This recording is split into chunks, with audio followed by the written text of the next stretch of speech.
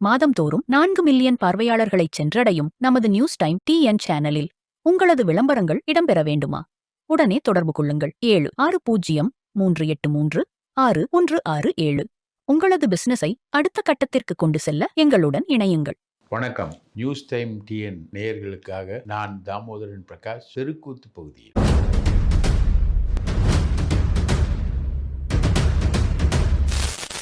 இப்போ எல்லாருக்கும் ஒரு பெரிய ஆச்சரியம். ராகுல் காந்தி தான் விஜயோட பதவியேற்பு விழாவுக்கு வந்த ஒரே நேஷனல் லீடர். அந்த நேஷனல் லீடர் வந்த பிறகும் அவருக்கு எந்த விதமான இம்பார்ட்டன்ஸும் கொடுக்காம அப்படியே உட்காரு. ஏன் அப்படின்ற ஒரு பெரிய கேள்வி. அப்போ ராகுல் கிட்ட என்ன சொல்லி கூட்டிட்டு வந்திருப்பாங்க, எதை பார்க்க அவர் வந்திருப்பாரு? 1967 தமிழ்நாட்டில் வந்து காங்கிரஸ் சம்பந்தப்படுற பங்கு பெறுற ஒரு அமைச்சரவை என்பது தமிழ்நாட்டில் கிடையாது. முதல் முறையாக அந்த அமைச்சரவை வந்து உருவாகுது. நீங்கள் அதை பாருங்க. நீங்கள் தானே சொன்னீங்க, you will never ever going to rule தி தமிழ்நாடு அப்படின்னு பிஜேபியை பார்த்து சொன்னீங்க. இப்போது காங்கிரஸோட ரூலிங் வந்து தமிழ்நாட்டுக்கு வருது. விஜய் அமைச்சரவையில் காங்கிரஸ் இடம் பெற போகிறாங்க, நீங்கள் அதை பாருங்கள் அப்படின்னு தான் கூப்பிட்டாங்க. பிரவீன் சக்கரவர்த்தி அதுக்கு முன்னாடியே உட்காந்து பேசி 2 அமைச்சர்கள் கொண்டு வர மாதிரி, ஒன்று ராஜேஷ்குமார், இன்னொன்று அந்த அம்மா கத்பட், கன்னியாகுமரியில் ஜெயிச்சாங்களே கத்பட், திருமதி கத்பட், அவங்க 2 பேரும் அமைச்சர் ஆகிற மாதிரி தான் பிளானு. இல்லைனா விஸ்வநாதன், நம்ம மேலூரில் ஜெயிச்சார் விஸ்வநாதன், ராஜேஷ்குமார் 2 பேர் அமைச்சர் ஆகிறதா பேச்சு. இதுக்குள்ளே தான் டியூ ஓடிக்கிட்டு இருந்தது. இந்த நெகோசியேஷனை வந்து பார்த்துக்கலாம் நம்ம அப்படின்ற அடிப்படையில் ஒரு விஸ்வநாதனையும் ராஜேஷ்குமாரையும் ஓகே பண்ணிட்டு தான் ராகுல் காந்தி அங்கேருந்து புறப்பட்டு வர்றார். அப்போது 2 அமைச்சர்கள் வந்து தாவேகா அமைச்சரவையில் பங்கு பெறுறாங்க, காங்கிரஸ் அமைச்சர்கள் பங்கு பெறுறாங்க. 1967க்கு பிறகு இது நடக்குது அப்படின்ற மாதிரி ஒரு சீனை வந்து காங்கிரஸ் வந்து கிரியேட் பண்ணி கொண்டு வருது. காங்கிரஸ் வந்து இந்த மாதிரி ஒரு சீனை கிரியேட் பண்ணுது, ராகுல் காந்தி அங்கே வராரு அப்படின்றது இந்த தகவல் தெரிஞ்சோடனே மறுபடியும் பாஜக உஷாராயிடுச்சு. எப்படி விஜய் பதவி ஏற்பதற்கான தடைகளை வந்து கவர்னர் மூலமாக உருவாக்கி கொண்டு வரும் பொழுது திமுக கூட்டணி கட்சிகள் வந்து 1, 2, 3ன்னு சொல்லிட்டு எல்லாம் வந்து உடைக்கிறாங்க, அந்த தடைகளை வந்து உடைக்கிறாங்க. அதில் முக்கியமாக கம்யூனிஸ்ட் கட்சி வந்து உடைக்குது. ஃபஸ்ட்டு காங்கிரஸ் போயிடுச்சு, அதுக்கடுத்தது உடைச்சது வந்து கம்யூனிஸ்ட் கட்சிகள். ராகுல் வந்து டெல்லியில் பேசி தலைமையிட்ட பேசி தலைமை அப்ரூவல் கொடுத்தோன்னே இங்கே பிரச்சனையாயிடுச்சு. இங்கே வந்து டிஎம்கே சைடில் வந்து ஒரு பெரிய அமௌண்ட்டு, ரைட்டுங்களா, 4 தொகுதிகளுக்கும் செலவு பண்ணியிருக்காங்க. அந்த அமௌண்ட்டு வந்து எங்களுக்கு வேணும் அப்படின்ற மாதிரி டிஎம்கே சைட்லேருந்து பணம் கொடுத்து அவங்க வந்து கேட்க ஆரம்பிச்சிட்டாங்க. கேட்க ஆரம்பித்த உடனே கம்யூனிஸ்ட் கட்சிகள் வந்து திணறி போயிடுச்சு, ரைட்டா. அப்போது இவங்க கொடுத்த அமௌண்ட்டை யாரை வச்சு இட்டு கட்டலாம் அப்படின்னு விஜய்கிட்ட கேட்கும்போது, விஜய் வந்து அந்த கேவிஎன் ப்ரொடக்ஷன் தயாரிப்பாளரை கூப்பிட்டு உடனடியாக பணத்தை செட்டில் பண்ணு அப்படின்னோடனே அவர் செட்டில் பண்ணுறாரு, ரைட்டுங்களா. அந்த பணம் வந்து கம்யூனிஸ்ட் கட்சி அலுவலகத்துக்கு வரும்பொழுது நம்ம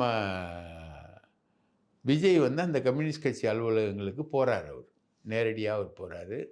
அப்புறம் அங்கேருந்து அந்த பணத்தை செட்டில் பண்ணதுனால தான் என்ன பண்ணுறாரு, அந்த தயாரிப்பாளரும் கவர்னர் மாளிகையில் விசிட்டில் அவரும் கூட இருக்கார்.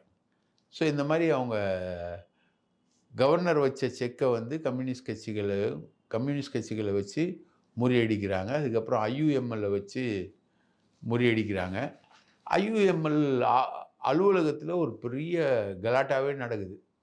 இந்த பணம் வந்து ஒரு அமௌண்ட் வந்து அங்கே சேருது. அந்த அமௌண்ட் வந்து சேர்ந்த உடனே அது பிரித்து கொடுக்கறதுல ஒரு பெரிய தகராறே வந்து அந்த அலுவலகத்தில் நடக்குது. இப்படி தான் வந்து இவங்கெல்லாம் செட்டில் பண்ணுறாங்க.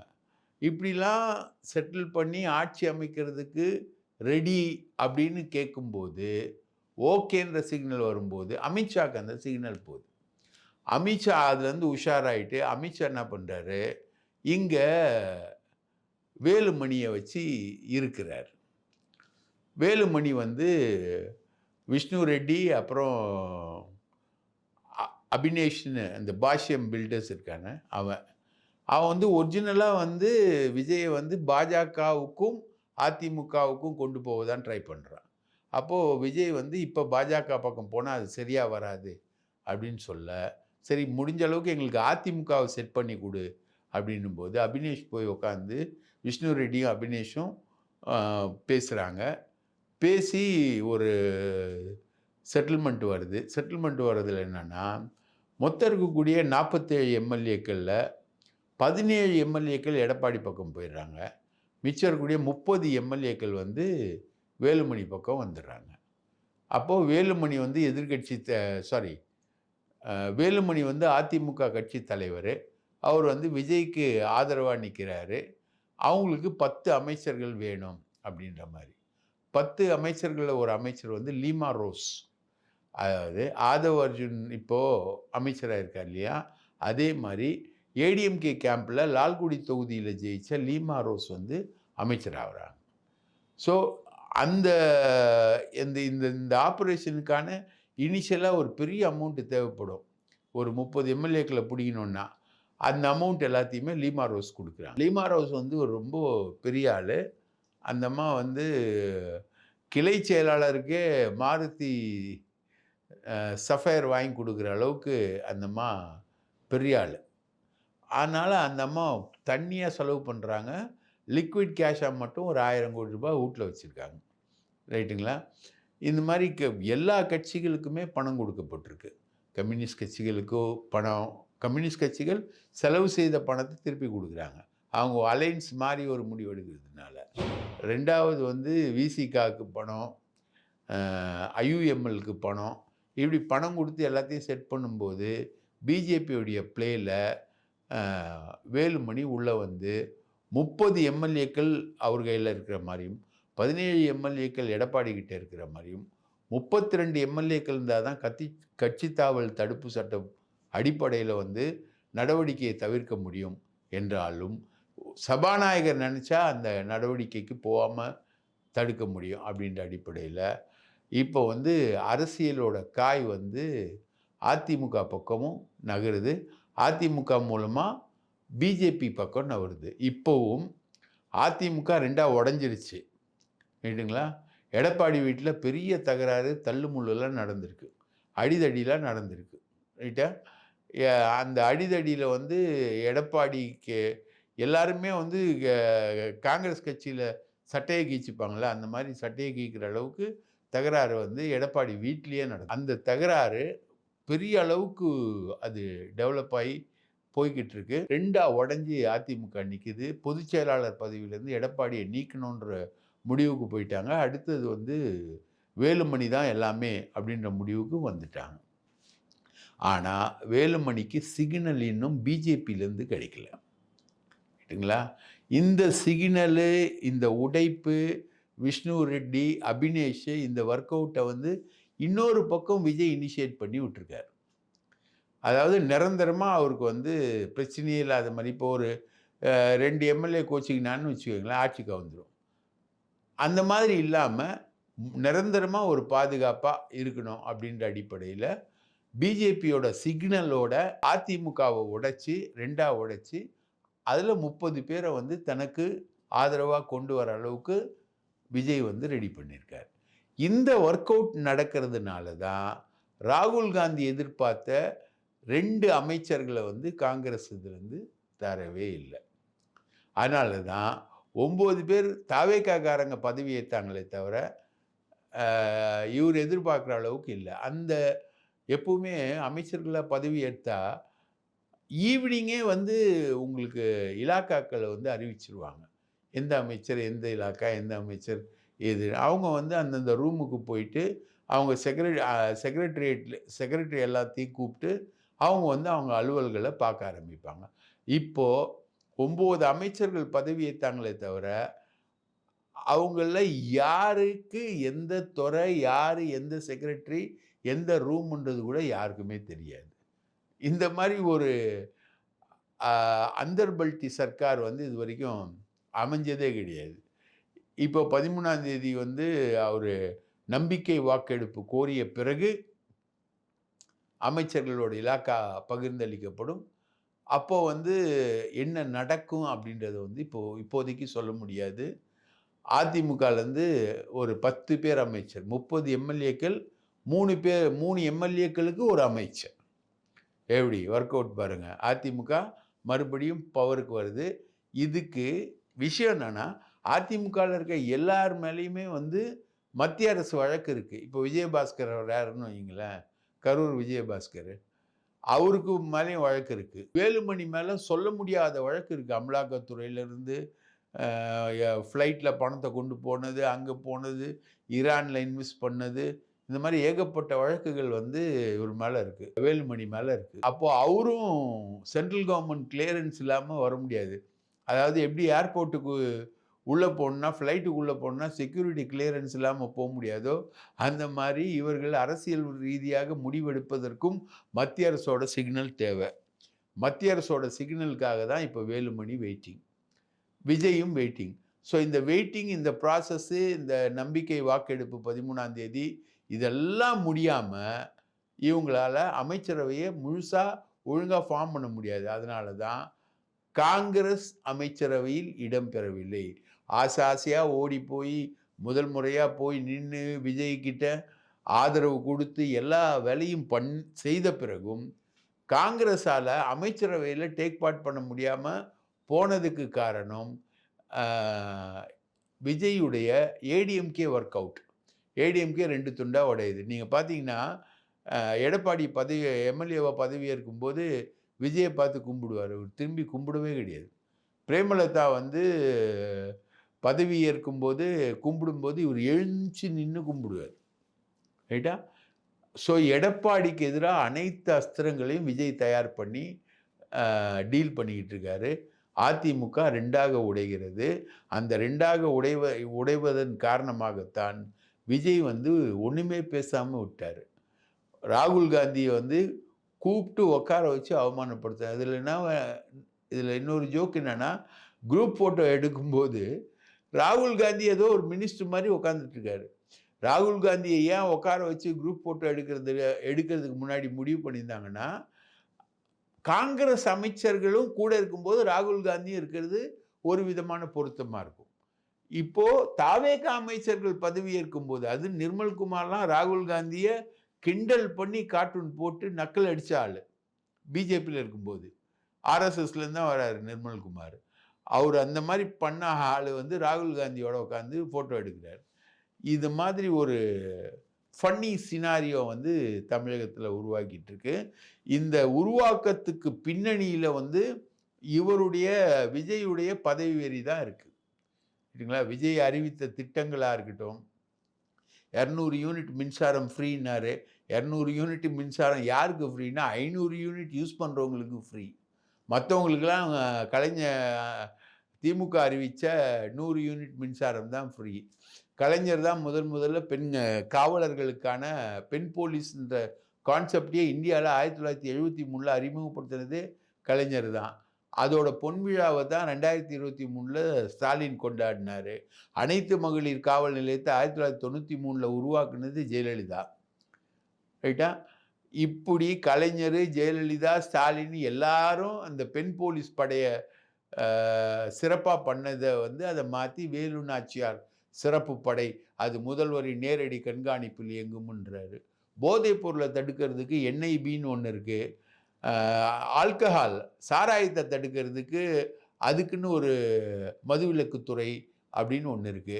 இப்போ அதில் என்ன புதுசாக இவர் கொண்டு வந்தாருன்றது தெரியவே இல்லை. இந்த 3 அறிவிப்புகளுமே டுபாகூர் அறிவிப்புகள் தான் இவர் அன்னைக்கு லெவலில் இவர் பண்ணார். இன்னைக்கு மக்கள் மத்தியில் இருக்கக்கூடிய, பெண்கள் மத்தியில் இருக்கக்கூடிய பெரிய கேள்வியே, 1000 ரூபாய் பணம் வருமா, ஸ்டாலின் பணம் வருமா, இல்லை இவருக்கு சொன்னதை மாதிரி மாதம் 2700 ரூபாய் கிடைக்குமா அப்படின்றது தான் வந்து பெண்கள் மத்தியில் இருக்கக்கூடிய பெரிய கேள்வி. முதல் நாளே வந்து தமிழ்தாய் வாழ்த்தை வந்து 3வது ஆக்கி, இவர் முதல்வர் ஆவதற்கு முன்பும் தமிழ்தாய் வாழ்த்து கவர்னர் முன்பு 3வதாக பாடப்பட்டது. இவர் முதல்வராக பதவி ஏற்ற பிறகு நடந்த தற்காலிக சபாநாயகர் பதவியேற்பு விழாவிலும் தமிழ்தாய் வாழ்த்து 3வதாகத்தான் பாடப்பட்டது. இதை சிபிஐ எதிர்த்தது, விடுதலை சிறுத்தைகள் எதிர்த்தது, திமுக எதிர்த்தது. எல்லோரும் எதிர்த்த பிறகும் அதில் எந்த மாற்றமும் நிகழாமல் அப்படியே அது தொடர்ந்தது.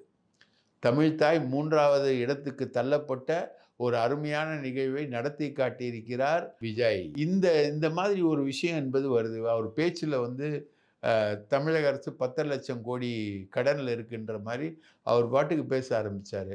10,00,000 கோடி ரூபாய் கடன்ல இருக்குன்னா, அது வந்து போன வருஷமே சொல்லிட்டாங்க. 10,00,000 ரூபாய் கடன்ல இருக்கு. அது வந்து கடன் வாங்குவதற்கான அளவுக்குள்ள தான் இருக்கு. நிதி இல்லாமல்லாம் இல்ல. நிதி இருக்குது. முதல்ல போய் சேர்ல உட்கார்ந்து பாரு. அதுக்கப்புறம் பேசு அப்படின்னு திமுக தரப்புல முதல்வர் ஸ்டாலினே ட்விட்டர்லயே வந்துட்டாரு. சாதாரணமா அறிக்கை குடுப்பாங்க, பேசுவாங்க, அது பண்ணுவாங்க, இது பண்ணுவாங்க. இப்ப வந்து ட்விட்டர்லயே அவர் அடிச்சது வந்து முதல் கோணல், முற்றும் கோணல்ன்ற மாரி தமிழ்த்தாய் வாழ்த்தும், இந்த கடன் பற்றிய பேச்சும் அ எல்லாமே அமைஞ்சிருச்சு. இவர நம்பி வந்தவங்க எல்லாரையும் வந்து நட்டாத்துல விடுற மாரி, ராகுல் காந்திய நட்டாத்துல விட்ட கதை தான் இப்ப இவர் பண்ணியிருக்கக்கூடிய கதை. இதுக்கு நடுவுல பார்த்தீங்கன்னா, போலீஸ் அதிகாரிகள பத்தி சொல்லணும். செந்தில்வேலனும், டேவிட்சன் தேவாசீர்வாதமும் தனித்தனியா போய் விஜய சந்திச்சிருக்காங்க. இந்த டேவிட்சன் தேவாசீர்வாதம் யாருன்னா, ஏடிஎம்கே பீரியட்ல உளவுத்துறையில இருந்தவர், அதிகாரியா இருந்தவர். அவரு வந்து திமுக ஆட்சி வந்த உடனே சட்டம் ஒழுங்கு உளவுத்துறையில எல்லாத்துலயும் போட்டாங்க. அதுக்கப்புறம் செந்தில்வேலன் மூலமா செந்தில்வேலன் உளவுத்துறைக்கு வராரு. இந்த எலெக்ஷன் ரிசல்ட்டுக்கு முன்னாடியே டேவிட்சன் தேவாசீர்வாதம் வந்து தாவேக்கா 120 சீட்ல ஜெயிக்கும்னு ஒரு ரிப்போர்ட்டை எடுத்துன்னு போய் கொடுக்குறாரு. விஜய் கிட்ட கொடுக்குறாரு. ரைட்டா? அதே நேரத்தில் ஸ்டாலின் கிட்ட நீங்கள் 140 தொகுதி ஜெயிப்பீங்க அப்படின்னு ஒரு ரிப்போர்ட்டை செந்தில்வேலன் மூலமாக கொடுக்குறாரு. இவங்க டேவிட்சன் தேவாசீர்வாதமும் அமல்ராஜும் ஜேவியர் அப்படின்ற ஒரு ஃபாதரியார் மூலமாக விஜயை சந்திக்கிறாங்க. அந்த ஃபாதரியார் இருக்கக்கூடிய சர்ச்சுக்கு தான் விஜயும் போகிறாரு, அமல்ராஜும் போகிறாரு. அதனால் அந்த நெருக்கத்தில் கொண்டு போய் கொடுக்குறாங்க. இப்படி ஒரு ஒர்க் அவுட் பண்ணிகிட்டு இருக்கும்போது அண்ணன் உதயச்சந்திரன் போயிட்டு அந்த சிபிஎம் ஆதரவு கொடுத்த உடனே வேள்பாரி நாவல் எழுதின சு. வெங்கடேசன் மூலமாக அண்ணன் உதயச்சந்திரன் போயிட்டு விஜய்கிட்ட அறிமுகமாகி நிறைய டீல் பேசுகிறாரு. டீல் பேசி நான் அது பண்ணித்தரேன், இது பண்ணித்தரேன், மத்தியில் பார்த்துக்கிறேன், மாநிலத்தில் பார்த்துக்கிறேன், இலங்கையில் பார்க்குறேன், இந்தோனேசியாவில் பார்க்குறேன் அப்படின்னு ஒரு பெரிய பில்டப் வந்து இவர் கொடுத்துருக்காரு. இது உண்மையிலே பார்த்தீங்கன்னா, இந்த அதிகாரிகளை நம்பாதீங்கன்னு நம்ம பலமுறை ஸ்டாலின் கிட்ட சொல்லியிருக்கோம். ஸ்டாலின் கவர்மெண்ட் இருக்கும்போது பல முறை சொல்லியிருக்கோம். அவங்க அதை கேட்கவே இல்லை. கடைசி வரைக்கும் இந்த அதிகாரிகளை நம்பினாங்க. தாவேக்கு அலை எழுந்து வருது அப்படின்ற ஒரு ஃபியூச்சரை கூட கணிக்க தவறி தோல்வியை தழுவியிருக்காங்க ஸ்டாலின் கவர்மெண்ட். இதே அதிகாரிகளை வந்து இப்போ மறுபடியும் இவரு நம்ப ஆரம்பிச்சிருக்காரு. இந்த நம்பிக்கை இவரை எந்த அளவுக்கு கொண்டு செல்லும் அப்படின்றது தெரியல. இப்போ எல்லார் வீட்டுக்கும் போறாரு. வீரமணி வீட்டுக்கு போறாரு, அன்புமணி வீட்டுக்கு போறாரு, சீமான் வீட்டுக்கு போறாரு, ஸ்டாலின் வீட்டுக்கும் போயிட்டார். திராவிட இயக்கம் சம்பந்தமாக இதுதான் கருப்பு சிவப்புன்னு ஒரு புத்தகத்தை உதயநிதி பரிசளிச்சிருக்காரு. படி அப்படின்னு சொல்லிட்டு சீமானும் ஒரு புத்தகத்தை பரிசளிச்சிருக்காரு. எல்லார் வீட்டுக்கும் போறாரு, எல்லா இதுவும் பண்ணாரு. ஆனால் நல்லா கவனிங்க, எடப்பாடி வீட்டுக்கு போகவே இல்லை. ஸ்டாலின் வீட்டுக்கு போறீங்க, ஸ்டாலின் சார், ஸ்டாலின் அங்கிள் அப்படிலாம் பேசுனீங்க. அவர் வீட்டுக்கு போறீங்க, ஆனால் எதிர்கட்சி தலைவராக திமுக ஆட்சியுடைய அராஜகங்களை நீங்கள் சொன்ன அதே கான்செப்ட், போதை கலாச்சாரம், பெண்களின் மீதான கொடுமை, இந்த கான்செப்டை தானே நீங்கள் பரப்பி இன்ஸ்டாகிராம் மூலமாக ஒரு 10,000 இன்ஃப்ளூயன்சர்ஸை வச்சு இன்ஸ்டாகிராம் மூலமாக ஒரு 40,000 வாட்ஸ்அப் குழுக்கள் மூலம் பரப்பி தானே ஒரு சைபர் மூமெண்ட்டை உருவாக்கி தானே ஜெயிச்சிருக்கீங்க நீங்கள். வேற உங்கள் வெற்றியில் ஒன்றும் பெரிய விஷயங்கள்லாம் இல்லை. யூ ஹவ் கிரியேட், நீங்கள் வந்து ஒரு சைபர் மூமெண்ட்டை உருவாக்கியிருக்கீங்க. அந்த சைபர் மூமெண்ட்டுன்றது தமிழக அரசியலுக்கு புதுசு. அந்த சைபர் மூமெண்ட்டை உருவாக்குனதுனால வேட்பாளர் யாருன்னு தெரியல, எங்கே நிற்கிறான்னு தெரியல, என்ன எப்படிப்பட்ட ஆளுன்னு தெரியல, குத்துன்னு குத்திருக்காங்க ஓட்டு. அது மூலமாக நீங்கள் ஆட்சிக்கு வந்திருக்கீங்க. ஆனால் அதே விஷயத்தை திமுக ஆட்சிக்கு எதிரான விஷயங்களை சொன்னவர் தான் எடப்பாடி. ஆனால் எடப்பாடியை ஏன் போய் பார்க்கலன்னா, எடப்பாடியை பார்த்தா வேலுமணி கோச்சுப்பார். அதனால் அண்ணன் எடப்பாடியை பார்க்கவில்லை. எவ்வளோ டெக்னிக்கலாக இருக்காங்க பாருங்கள். ஒரு சைடில் கம்யூனிஸ்ட்டு, காங்கிரஸு எல்லாத்தையும் வாங்கி ரெடி பண்ணி கொண்டு வந்தாங்க. நல்ல வேளை திருமா உட்பட எல்லாரும் வெளியிலேருந்து ஆதரவு குடுக்குறாங்க. ரைட்டா? காங்க உன்னை நம்பி ஓடி வந்து திமுகவை முதுகுல குத்தி விட்டார்கள் காங்கிரஸ்ன்னு நரேந்திர மோடி சொல்ற அளவுக்கு குற்றச்சாட்டுக்கு உள்ளானாலும் பரவாயில்ல, உன்னோட பதவியேற்பு விழாவுக்கு ஓடோடி வந்து ஸ்டாலினோட ஒரே மேடையில் பிரச்சாரம் பண்ணல, அந்த பழியை ஏற்றுக்கிட்டாலும் பரவாயில்ல அப்படின்னு ஓடி வந்த ராகுல் காந்திக்கு இன்னைக்கு வரைக்கும் காங்கிரஸுக்கு மினிஸ்ட்ரி கொடுக்கல. ஏன்னா ஒர்க் அவுட் வந்து ஏடிஎம்கேவோட விஜய்க்கு Z+ கொடுத்துருக்காங்க. Z+ன்றது ஒரு 50 காவலர்கள் இருக்கக்கூடிய ஒரு பாதுகாப்பு வசதி. அனைத்து மூமெண்ட்டையும் அனைத்து ரகசியங்களையும் Z+ வந்து கண்காணிக்கும். Z+ வந்து straight answerable to central government. விஜயோட மூமெண்ட் எல்லாமே வந்து இனி ரெஸ்ட்ரிக்டட் தான். Z+க்குள்ளே தான் வரும். விஜய் சாதாரணமாக எந்த மூமெண்ட்டையும் எடுக்க முடியாது. த்ரிஷாவை பார்க்கணுன்னாலும் சரி, அவர் விஜயோட நண்பர் கீர்த்தி சுரேஷை விஜய் பார்க்கணுன்னாலும் சரி, Z+ மூலமாக தான் போனோம். ரைட்டுங்களா? அது மாதிரி கலைஞருக்கு கொடுத்துருந்தாங்க, ஜெயலலிதா கொடுத்துருந்தாங்க, இப்போ இவருக்கு கொடுத்துருக்காங்க. இந்த Z+ மூலமாகவும் அண்ணன் வேலுமணி மூலமாகவும் விஜயை கண்ட்ரோலில் பாஜக எடுப்பதற்கான முயற்சி வேகம் எடுத்துள்ளது. இந்த சூழலில் சிக்குவாரா அல்லது மதசார்பற்ற சக்திகளான காங்கிரஸு, கம்யூனிஸ்ட்டு, IUML, விடுதலை சிறுத்தைகள் அணியோடு இவர் போவாரா அப்படின்றத எதிர்காலம் பதில் சொல்லும். ரெட்டை குதிரையில் சவாரி செய்வது விஜய்க்கு எப்பவுமே பிடிக்கும். அந்த மாதிரி இப்பொழுதும் அரசியலில் ரெட்டை குதிரையில் சவாரி செய்கிறாரு. சினிமாவில் நடிக்கிற மாதிரியே இப்போ தலைவர்கள் வீடுகளுக்கெல்லாம் போய் நல்ல பிள்ளையாக நடிச்சுக்கிட்டு இருக்காரு. சினிமாவில் நடிக்கிற நடிப்பை அரசியலில் நடிச்சுக்கிட்டு இருக்காரு. நல்லா வெயில் அடிக்கக்கூடிய சூழலில் நல்ல கருப்பு கோட்டு போட்டு சுற்றிக்கிட்டு இருக்காரு. இந்த மாதிரி ரொம்ப வித்தியாசமாக இருக்குது விஜயுடைய ஆட்சி அப்படின்றத மட்டும் சொல்லி விடைபெறோம். நன்றி, வணக்கம்.